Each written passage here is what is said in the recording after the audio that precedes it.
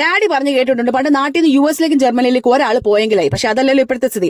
Kottayam KSRTC bus സ്റ്റാൻഡിന് തൊട്ടപ്പുറത്തുള്ള ലക്ഷ്മി സിൽക്സിന്റെ 3ാമത്തെ നിലയിൽ Holy Land study അബ്രോഡിലേക്ക് ഞാൻ തന്നെ നേരിട്ട് ചെന്ന കാര്യങ്ങൾ അന്വേഷിക്കാമെന്ന് വിചാരിച്ചു. വാം വെൽക്കം ആയിരുന്നു.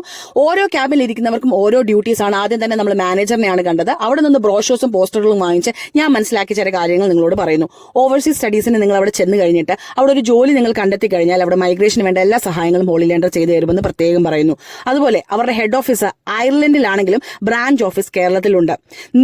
അനവധി യൂണിവേഴ്സിറ്റീസ് ആൻഡ് കോളേജസുമായിട്ട് ഇവർക്ക് ലാർജ് നെറ്റ്വർക്കിംഗ് ഉണ്ട്. വെരി ഇൻഫ്ലുവൻഷ്യൽ പീപ്പിൾ ആ.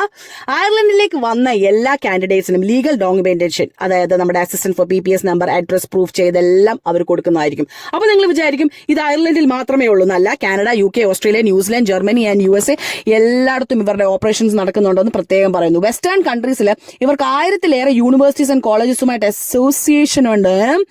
Course selection, career guidance, country selection, finance assistance എന്ന് വേണ്ട എല്ലാ കാര്യങ്ങളും നിങ്ങളോടൊപ്പം ഹോളിലാൻഡർ നിൽക്കും. അതായത് രാവിലെ ഞാൻ വന്നിട്ട് വൈകുന്നേരമാണ് പോയത്. ഇത്രയും സമയം ആത്മാർത്ഥമായിട്ട് ജോലി ചെയ്യുന്ന എംപ്ലോയീസിനെ കണ്ടിട്ട് എനിക്ക് വളരെയധികം ഇൻസ്പിറേഷൻ ഉണ്ടായതുകൊണ്ട് അവരെ അങ്ങനെ വെറുതെ വിടാൻ തോന്നിയില്ല. അതുകൊണ്ട് എല്ലാവർക്കും ഓരോ ലഡ്ഡു വാങ്ങിച്ചു കൊടുത്തതിന് ശേഷമാണ് ഞാൻ അവിടെ നിന്ന് പോയെന്ന് പ്രത്യേകം പറഞ്ഞു. So opening door to Holy Land study abroad, explore the world like an Arctic tern bird. കൂടുതൽ ഡീറ്റെയിൽസ് നമ്മുടെ ഡിസ്ക്രിപ്ഷനിൽ കൊടുത്തിട്ടുണ്ട്.